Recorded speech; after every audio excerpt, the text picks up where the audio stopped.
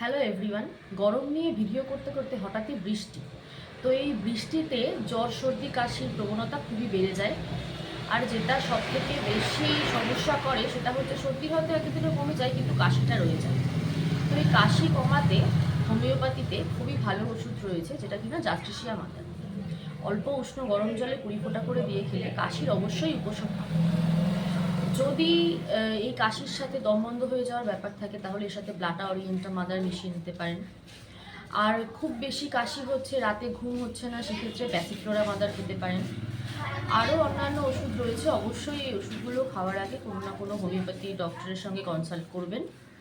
আমি জাস্ট জানার জন্য বলছি। আর এই কাশি অবশ্যই হোমিওপ্যাথিতে ভেতর থেকে নির্মূল হয়ে যায়। আর সাথে যদি সর্দি জ্বর থাকে তো বৃষ্টির জন্য জেলসেমিয়াম অত্যন্ত উপকারী ওষুধ। খুব বেশি জ্বর, গা হাত পা ম্যাজম্যাজ হলে সাথে রাস্টক্স নিতে পারেন।